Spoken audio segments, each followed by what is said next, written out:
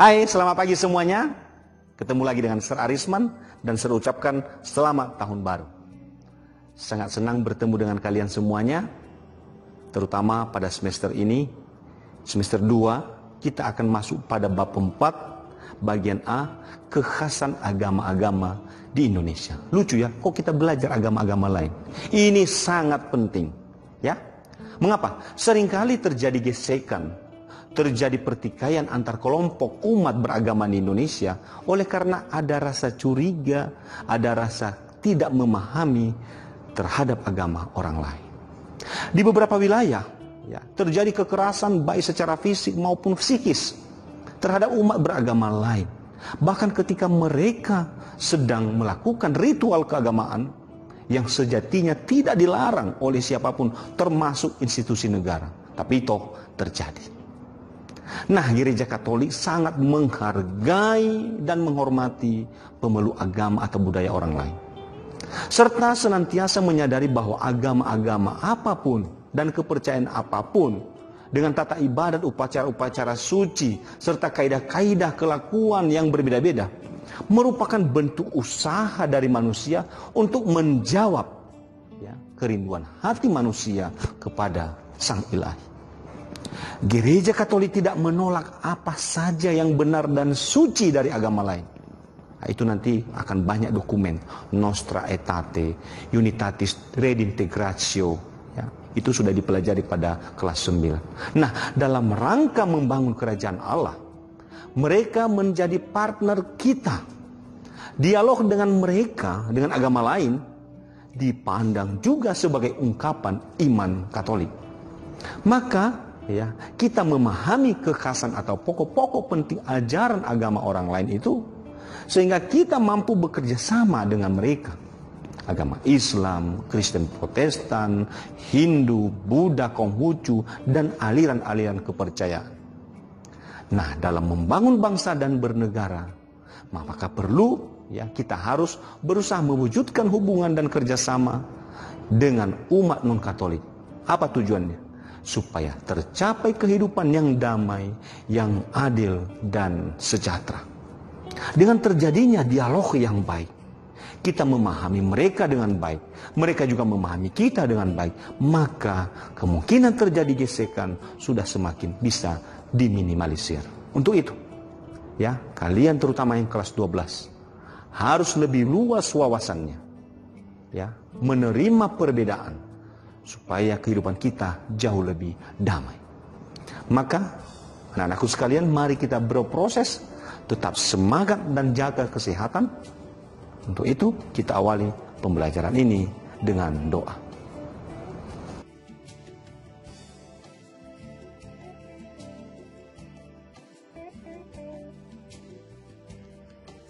Dalam nama Bapa dan Putra dan Roh Kudus. Amin. Ya Allah pencipta alam semesta, hanya kepadamulah segala ciptaan bersembah sujud dan berbakti. Engkau mengenal setiap hati dan melalui berbagai cara Engkau mewahyukan diri kepada mereka. Kami bersyukur kepadamu atas begitu banyak orang yang dengan tulus mencari keselamatan. Kami bersyukur pula atas agama-agama yang dapat menuntun para penganutnya sampai kepadamu. Sebab hanya Engkaulah satu-satunya sumber keselamatan. Engkaulah tujuan hidup manusia. Kami bersyukur atas begitu banyak tokoh agama yang menjadi panutan dalam berbakti kepadamu dan dalam mengasihi sesama manusia. Kami mohon ya Bapa, semoga Engkau berkenan mengembangkan semangat kerukunan antar umat beragama. Jauhkanlah dari kami sikap merendahkan penganut agama lain. Semoga semua orang sungguh menghayati dan mengamalkan ajaran imannya dan hidup dengan bertakwa. Bantulah para pemuka agama agar tekun meneladani dan mengajak umatnya untuk menghormati, mengasihi, menghargai penganut agama lain, dan saling mengakui adanya perbedaan antar agama. Kami mendoakan pula orang-orang yang tidak masuk dalam agama manapun, tetapi sungguh percaya akan Dikau, Allah yang Esa. Hanya Engkau sendirilah yang mengenal iman mereka. Terangilah mereka ini, dan bimbinglah agar sampai pada jalan keselamatan. Ini semua kami mohon kepadamu dengan pengantaran Tuhan kami, Yesus Kristus. Amin. Dalam nama Bapa, Putra, dan Roh Kudus. Amin.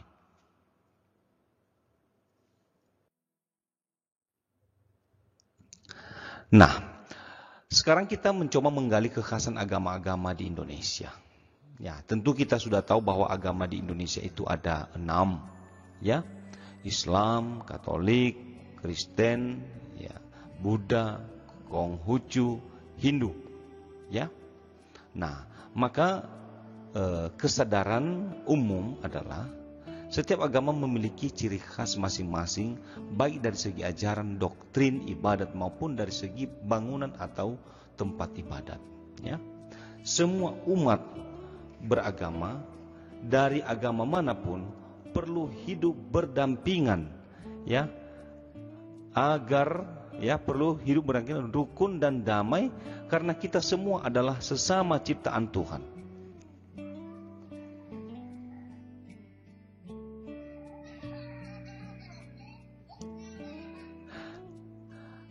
Dan yang kedua, kita mencoba mendalami kekhasan agama-agama di Indonesia.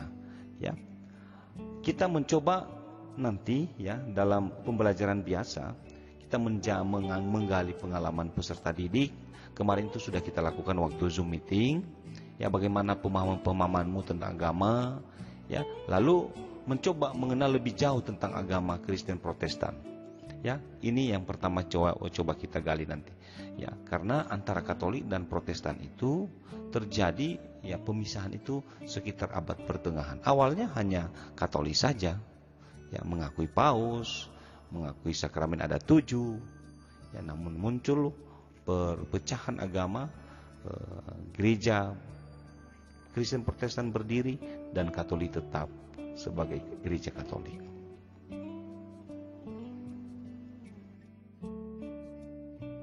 Nah, sekarang kita coba lihat sejarah singkat pemisahan gereja. Kita awali dari bagian A, gereja Lutheran. Ya, pada dasarnya Luther tidak menginginkan perpecahan dalam gereja. Ia ingin mempelopori pembaharuan dalam gereja. Tetapi ya lama-kelamaan ia terseret oleh arus yang disebabkan oleh rasa tidak puas yang umum dalam umat yang mendambakan pembaharuan yang bentuknya kurang jelas. Ya. Nah, yang terjadi adalah reformasi menurut Lutheran selesai, umat terpecah belah ke dalam kelompok Katolik, Lutheran, Calvinis, Anglikan, dan sebagainya. Yang sebenarnya ini adalah satu jalur dari atas, mengimani Yesus Kristus sebagai Tuhan. Ya. Nah, gereja Calvinis, ya, Yohanes Calvin, ya, tahun 1509 sampai 1564. Ya, ini tidak jauh beda dengan Luther. Ya, ingin pembaharuan gereja dalam terang Injil.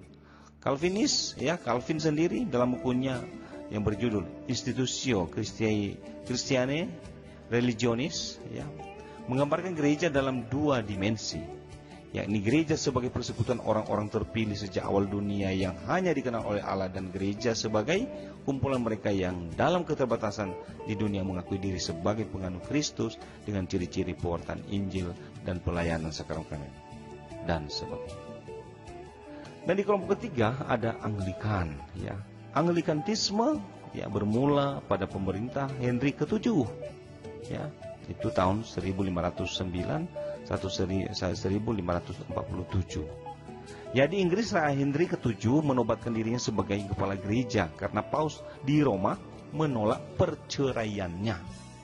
Nah, ini juga, ya, dia ingin cerai, ya, lalu meminta supaya Paus menyetujuinya. Tentu Paus tidak mau. Karena dia ditolak, ya, maka dia dengan, ya, wewenangnya sebagai raja, maka memisahkan diri dari gereja Katolik Roma. Reaksi dari gereja Katolik Roma atas gerakan reformasi ini adalah kontra-reformasi atau gerakan pembaharuan Katolik. Ya, itu nanti dalam Konsili Trento.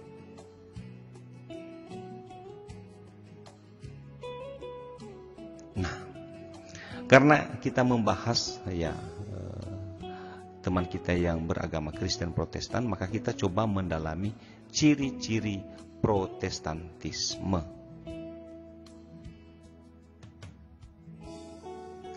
Pertama, ibadat atau liturgi, ya, seperti liturgi Katolik, ya, tidak begitu mendapat perhatian, ya. Jadi kalau Katolik dengan Protestan agak beda sekali dalam bentuk liturginya. Ya, Katolik itu tertata dan sudah baku bentuknya, ya.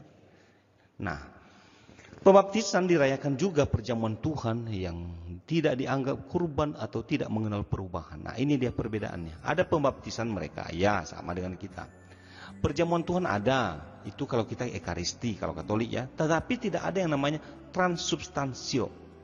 Ya, transubstansi, perubahan wujud roti dan anggur itu, dan kita imani itu kalau Katolik tubuh dan darah Yesus sendiri. Mereka tidak, itu hanya sebagai mengulang apa yang sudah dilakukan oleh Yesus. Lalu imam umum, semua orang beriman saja yang diakui. Jadi tidak akan ada perbedaan eksistensial antara bapak-bapak dengan seorang pastor. Nah, kita kalau di Katolik ada, maka sehingga pendeta dan orang awam hanya berbeda menurut fungsi saja, ya, tanpa perbedaan rohani secara eksistensial. Kalau di Katolik ada.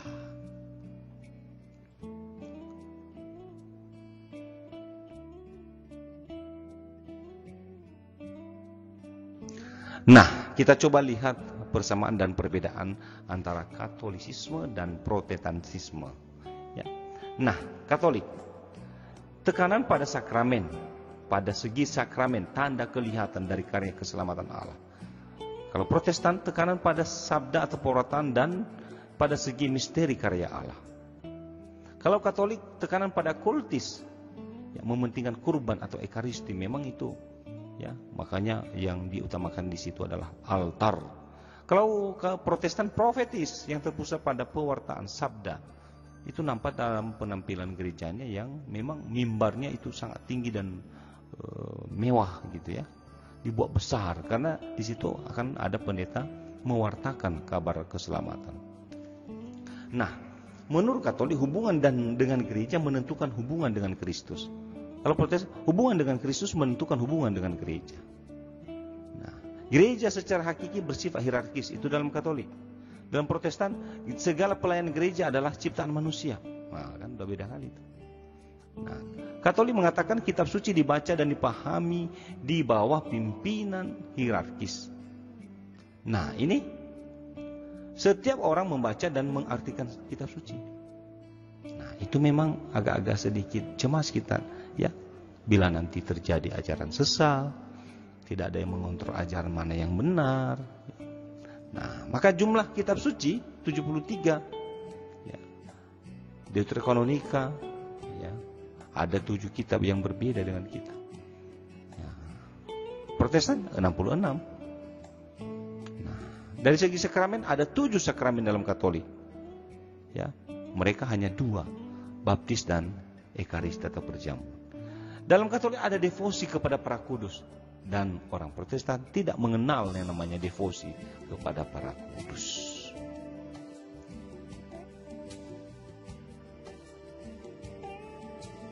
Nah, berkaitan dengan upaya gereja Katolik untuk mempersatukan umat Kristus, ini Konsili Vatikan kedua dengan dekrit tentang ekumenisme. Sekarang ini, atas dorongan rahmat Roh Kudus, di cukup banyak daerah berlangsunglah banyak usaha berupa doa, pewartaan, dan kegiatan untuk menuju ke arah kepenuhan kesatuan yang dikehendaki oleh Yesus Kristus. Maka Konsili Suci mengundang segenap umat Katolik untuk mengenali tanda-tanda zaman dan secara aktif berperan serta dalam kegiatan ekumenis. Nah, ini supaya kembali bersatu, supaya kembali bisa bersahabat. Ya.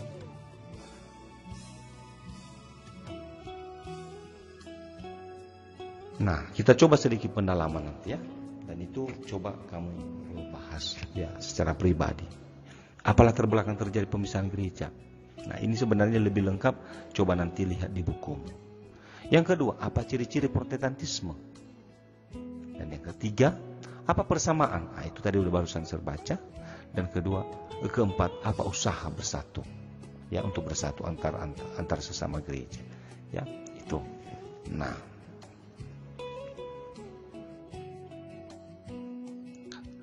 ya, ini menyangkut gerakan ekumene. Ya, ini penjelasan tambahan.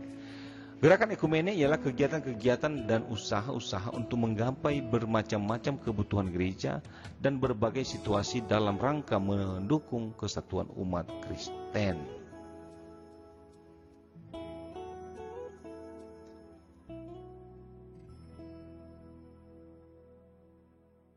cara untuk mencapai tujuan ekumene adalah ini diingat ini.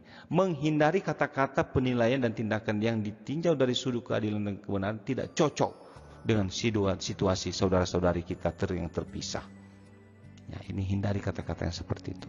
Lalu yang kedua, pertemuan-pertemuan umat Kristen dari berbagai gereja diselenggarakan dalam suasana religius, dialog. Nah, maka melalui dialog semacam ini, semua peserta boleh memperoleh pengertian yang lebih cermat tentang ajaran dan peri hidup kedua persekutuan ini. Tentu harus saling menghargai. Dan yang terakhir adalah persekutuan-persekutuan menggalang kerjasama yang lingkupnya lebih luas, dalam aneka usaha demi kesejahteraan umum, menurut tuntutan setiap suara hati umat Kristiani.